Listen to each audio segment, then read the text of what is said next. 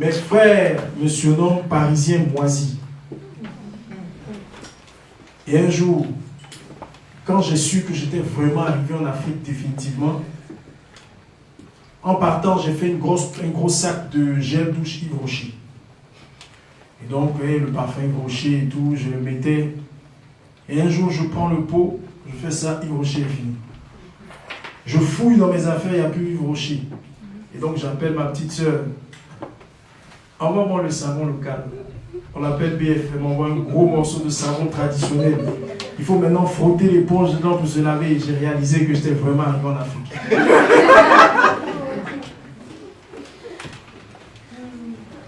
À un moment donné, je n'en pouvais plus. Ça devenait tout difficile. J'étais le premier de mes promotionnaires à travailler. Il y a un parmi eux qui s'est retrouvé, qui est resté en France, qui est devenu un des grands patrons d'une grande banque, un Ivoirien comme moi. Et il est venu un jour à Abidjan, il m'a vu. Quand il est revenu en France, il ne décrochait plus mes appels. C'était devenu dur.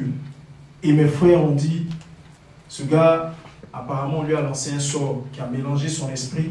Et c'est pour ça qu'il a quitté l'Europe pour venir s'installer en Afrique. Et je me suis assis un jour. Je dis, Dieu, je pense que tu m'as trahi.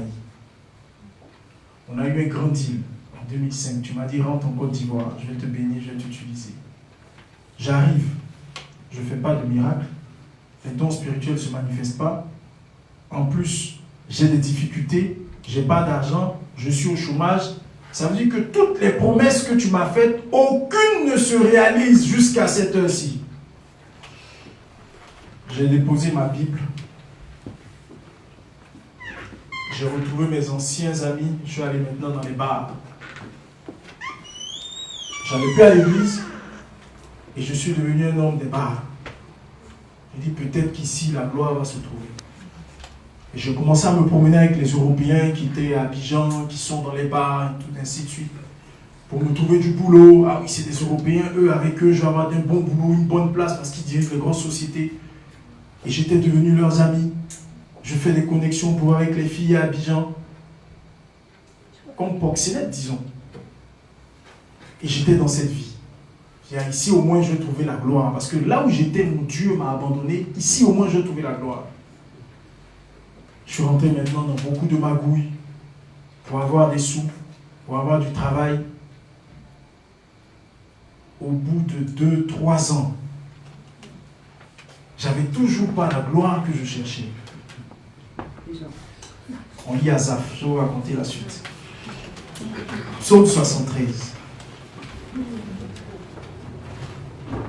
Il dit, c'est donc en vain, verset 13, que j'ai purifié mon cœur et que j'ai lavé mes mains dans l'innocence. Chaque jour, je suis frappé. Tous les matins, mon châtiment est là. C'est-à-dire qu'Asaph a réalisé qu'à chaque fois qu'il dormait, qu'il se réveillait, sa situation n'avait pas changé.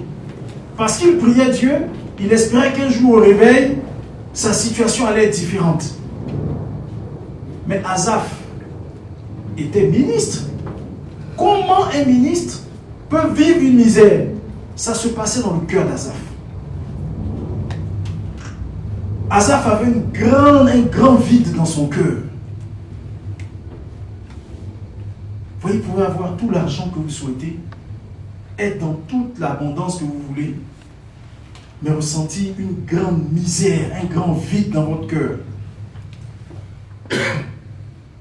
Et c'était la situation d'Asaph. Ce matin, je vais vous demander à chacun, quelle est votre situation? Quel est le bilan que vous faites de ces années ou de ce temps que vous avez marché avec Dieu? Vous voyez, quand vous marchez avec quelqu'un, à un moment donné, vous vous asseyez, vous faites le bilan. Ce soir, ce matin, asseyez-vous. Là où vous êtes, commencez à faire votre bilan. Faites le bilan. Faites le bilan. Personnellement, où est-ce que vous en êtes dans votre esprit? Est-ce que vous êtes en paix?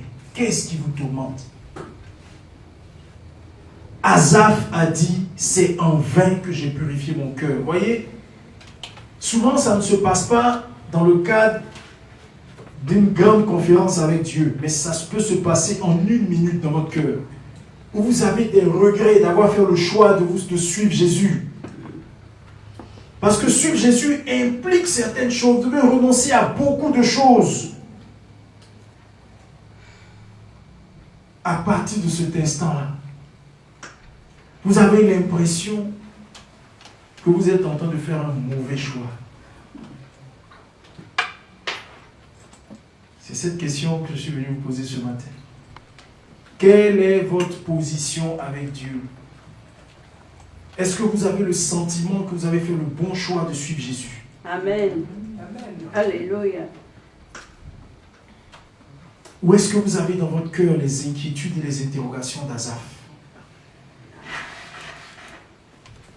Si vous avez les interrogations d'Asaph dans votre cœur, vous êtes malheureux. Si j'étais devenu un homme misérable, c'était devenu, et au fur et à mesure que je m'enfonçais dans le monde, ça devenait encore plus difficile. Jusqu'à ce qu'un jour, je décide, j'ai essayé tout ça, je me suis attaché à des Européens, des Italiens et tout, je n'ai pas pu avoir des bons postes, je vais essayer les marabouts. Je vais essayer les fétiches. Peut-être que là-bas, parce que j'ai essayé Dieu, mais il faut que j'essaie les fétiches. Peut-être que là, parce que je regarde, j'avais des amis, je voyais des amulettes dans leur voiture, des bagues à leurs doigts, et ils étaient dans l'abondance. Il y a un qui m'a fait tourner un jour sur son bateau à Abidjan.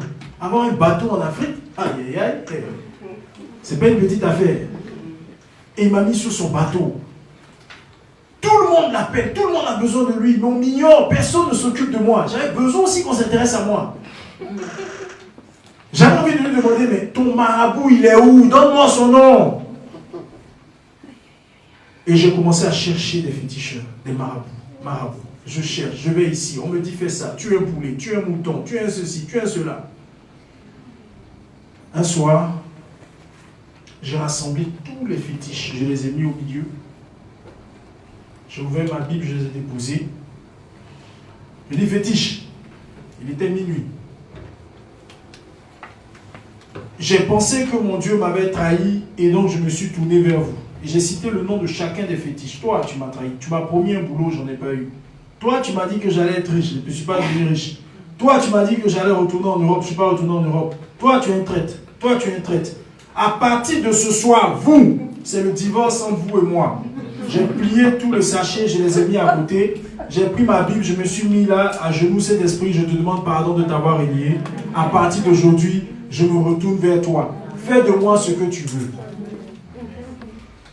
Et j'étais chez moi à la maison, quelques jours après, un pasteur que j'avais perdu de vue des années. Je n'allais toujours pas à l'église. Qui vient chez moi. Il me cherche et il arrive dans un quartier, il dit, je cherche Eric et tout. On dit, mais Eric à quel nom? Le nom nous dit quelque chose. Il y a son frère qui est assis en ce moment dans tel bar pour le voir. Et le pasteur va dans le bar, il trouve mon frère. Je cherche votre frère Eric. Ok, il habite dans tel endroit et tout. Donc le pasteur arrive chez moi. Le soir, il dit, je ne suis pas venu te parler de quoi que ce soit. Le Saint-Esprit m'a dit de venir te chercher. Ça faisait près de 5 ans que je n'avais pas vu cet homme. Je suis mis à genoux, j'ai pleuré, je dis, Saint-Esprit, je vais avec lui. Tu habites où? Il dit, je vis au Ghana. Je ne suis pas en Côte d'Ivoire. J'ai dit, je vais te suivre. Demain, tu viens me chercher au Ghana. J'ai fait ma petite valise. J'ai mis juste une éponge, une serviette, un jean, un t-shirt. J'ai fermé ma maison, j'ai confié le chien au gardien. J'ai pris ma valise. Je suis allé au Ghana pendant 12 mois. Sans emploi, je lavais dans la maison de cet homme. J'allais au champ avec une machette pour travailler dans son champ. J'ai travaillé pour l'aider à construire sa maison comme ouvrier. Je soulevais des sacs de ciment. Et le Saint-Esprit a commencé à me parler, me restaurer. Les visions ont commencé à revenir. Les dons spirituels ont commencé à se manifester. Mes yeux ont commencé à s'ouvrir. Le Seigneur a commencé à se révéler à moi. Et il est venu un jour, il m'a dit, le Saint-Esprit m'a dit de te dire que Jésus t'a pardonné, qu'il restaure les dons spirituels. Tu vas retourner et il va t'utiliser à travers les nations. Je dis, j'ai compris, Seigneur, fais ce que tu veux. Je retourne en Côte d'Ivoire. Mais avant de partir, le signe qu'il va me donner, ils me prennent, on va rendre visite à une dame. On arrive dans le lieu. Elle nous a fait un bon repas. Quand on a fini de manger, au moment de partir, la voix est descendue dans mon esprit. En cet instant, mes yeux se sont ouverts. Je dis, madame, ici, en ce moment, il y a un papier qui est avec vous, au bas duquel il vous faut une signature. Et cette signature est déterminante pour votre vie. Le Saint-Esprit me dit de vous dire que ce papier, il est dans votre voiture. Vous devez me l'emmener là, maintenant je vais prier et il va régler le problème. La dame est tombée à genoux, elle a commencé à pleurer. Elle dit, j'ai acheté un terrain, on m'a arnaqué. Le monsieur n'a pas signé le papier du terrain. Le papier est dans ma voiture. Et j'ai rendez-vous avec lui demain pour le convaincre, pour qu'il signe. Malheureusement, celui qui m'a vendu le terrain est décédé. Et ce sont ses enfants qui doivent signer le papier. Elle est revenue avec le document, on a prié et le papier a été signé. À partir de ce moment, le Seigneur m'a dit, tu es prêt, tu peux partir. Je vais commencer à t'utiliser. Tu vas commencer à travailler avec moi. Asaph dit au verset 17, verset 16, quand j'ai réfléchi là-dessus pour m'éclairer, la difficulté fut grande à mes yeux jusqu'à ce que j'eusse pénétré dans les sanctuaires de Dieu et que j'eusse pris garde au sort final des méchants. Asaph dit qu'à un moment donné, il a réfléchi, il est rentré dans le sanctuaire de Dieu et il a pris garde au sort final des méchants. Il dit, verset 17, verset 18, oui, tu les places sur des voies glissantes, tu les fais tomber et les mets en ruine. Et quoi? En un instant, les voilà détruits. Ils sont enlevés, anéantis par une fin soudaine. Comme un songe au réveil, Seigneur, à ton réveil, tu repousses leur image. Lorsque mon cœur s'aigrissait et que je me sentais percé dans les entrailles, j'étais stupide et sans intelligence de croire que Dieu n'était pas avec moi. J'étais à ton égard comme les bêtes. Cependant, je suis toujours avec toi. Tu m'as saisi par la main droite. Tu me conduiras par ton conseil. Puis tu me recevras dans ta gloire. Quel autre ai-je au ciel que toi et sur la terre? Je ne prends plaisir qu'en toi. Ma chair et mon cœur peuvent se consumer. Dieu sera toujours le rocher de mon cœur et mon partage. Car voici, ceux qui s'éloignent de toi périssent. Tu anéantis tous ceux qui te sont infidèles. Pour moi, m'approcher de Dieu, c'est mon bien. Je me place dans mon refuge dans le Seigneur, l'Éternel, afin de raconter ses œuvres. Voici la conclusion d'Asaph.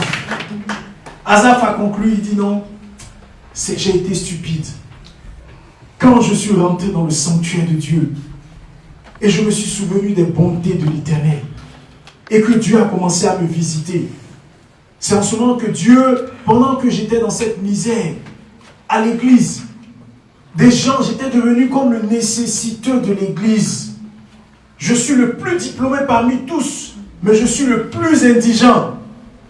Des gens que je peux enseigner, des gens qui peuvent être mes stagiaires. Je me retrouvais à leur demander 1 euro, 2 euros. Et figurez-vous qu'un jour, j'étais là et j'ai eu une idée. J'ai vu sur Facebook des photos de sol avec des images, des plafonds et tout. Et le Saint-Esprit m'a dit, voici ce que tu vas faire. J'ai dit, mais Seigneur, je n'ai pas d'argent. Il dit, il n'y a pas de problème, je vais m'en occuper. Et le Seigneur m'a conduit. Il m'a conduit, je n'avais pas 1 euro. Il m'a conduit, je commençais à diriger. Il m'a donné les moyens, je suis allé en Algérie. J'ai rencontré ceux qui fabriquaient, qui faisaient ces choses. Je suis revenu, il m'a emmené en Tunisie. Et je n'avais toujours pas les produits pour réaliser ce travail. Et je voulais aller les acheter en Algérie. Au moment où j'ai demandé le visa, on me dit, monsieur, la machine qui donne les visas est en panne. Je dis, encore? Mais Seigneur, tu ne m'as pas dit ça. Je suis dans une saison favorable. Et j'irai jusqu'au bout. Et donc, étant dans le taxi, je dis, si les Marocains, les Algériens font ça, c'est que les Tunisiens et les Marocains le font. Je vais sur le site de Tunisie, en Tunisie, et je cherche ceux qui produisent qui font ce produit. Ça s'appelle la résine époxy. Quand vous allez à Gare de l'Est, vous avez vu le sol noir de Gare de l'Est, là c'est ça la résine époxy. Qui fait la résine époxy? Je trouve une adresse, je les contacte, ils me disent monsieur, vous pouvez venir si vous voulez. Je dis bon, j'arrive, je vais venir chercher le produit. Je n'ai pas l'argent pour prendre le billet d'avion. Dieu pourvoit, je fais le voyage, figurez-vous que je tombe sur le seul fabricant de ce produit-là en Afrique noire. Amen. Et le Seigneur me montre un songe dans la nuit. Et au cours de ce songe, il me dit, je vais te montrer que je suis Dieu et que je suis avec toi. Amen. Et quand j'ai eu ce songe, je suis allé rencontrer le PDG de cette société. Je parle avec lui. Il a eu quelques doutes. Je suis retourné à la maison. Le Saint-Esprit m'a dit, tu n'as pas demandé l'interprétation du songe. Il était 16 heures. Je me suis mis à genoux. Au même moment, mes yeux se sont ouverts. Et il m'a dit, voici ce que tu dois lui dire. Le lendemain à 9 heures, j'étais au bureau du monsieur. Je lui ai répété exactement les mots que le Seigneur m'a dit. Il m'a dit, tu sais, je ne te vois plus comme un partenaire, mais je te vois comme mon fils. On ira en Côte d'Ivoire créer la société et tu seras le DG. Et c'est moi qui apporte les fonds. Amen. Il est venu me trouver en Côte d'Ivoire. Il a financé l'intégralité du projet. Il m'a mis comme directeur général de la société. Ce n'était pas terminé. Il fallait maintenant des fonds pour envoyer les produits. Et un investissement d'à peu près 100 000 euros. Je n'avais pas les moyens. On organise une foire à laquelle je participe. On était exposants, on n'avait aucun produit dans le stand. Et ils sont venus de Tunis. Et Dieu a utilisé l'ambassadeur de Tunisie en Côte d'Ivoire, qui passait dans le stand. Quand il a vu le stand, il dit, mais il n'y a pas de produit ici. On dit, non, bon, c'est les photos, on vend tel produit, voici sa photo. Oui, la photo est très belle, voici tel produit. Il s'est tourné vers mon associé, il a dit, mais vous ne pouvez pas venir de Tunisie installer une société en Côte d'Ivoire sans les produits. Où est votre partenaire? Il dit, c'est mon associé qui est là. Envoyez-lui tous les produits, passez nous voir à l'ambassade, on va vous montrer les procédures et on va vous donner des mesures d'accompagnement. Le conteneur doit embarquer probablement demain pour Abidjan pour une valeur d'un peu plus de 60 000 euros, avec des machines d'une valeur d'un peu plus de 40 000 euros, ça fait 100 000 euros. Je n'ai pas dépensé 5 francs. 1 euro n'est pas sorti de ma bouche. Et le Saint-Esprit m'a dit, c'est pas fini. Et des choses encore ont commencé à se produire, jusqu'à ce que, avant que ces événements ne se produisent, c'est là que j'ai fait la rencontre du pasteur Bruce. Quand il est venu à Abidjan, il m'a dit, mon frère, Dieu va te bénir. Dieu va te bénir. Voici ce qui va se passer, voici ce qui va se passer. J'ai dit à Dieu, Seigneur, moi j'ai un vœu dans mon cœur. Tout ça, donne-moi tout ce que tu veux. Mais la plus grande humiliation de ma vie, c'est d'avoir eu le sentiment d'être chassé d'Europe et d'être moqué par ma famille. Tu peux me donner tout ce que tu veux. Le signe que tu m'as béni encore, ramène-moi en Europe, même si c'est pour une heure de temps, sans d'effort. Et je n'ai fait aucun effort, je me trouve au milieu de vous.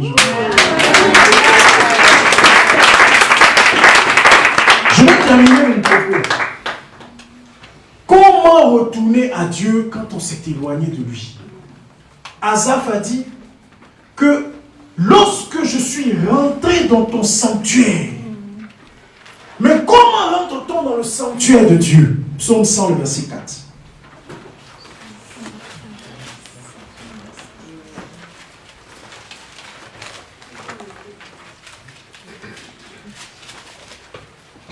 Dans ses parvis, pardon.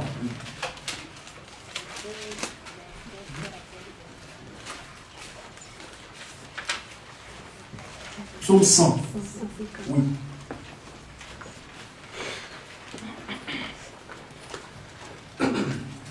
Oui, quelqu'un pour nous lire? Mais oui, dans votre version, pas de problème. En entrant dans son temple. En entrant dans son temple. Acclamez-le. Acclamez-le.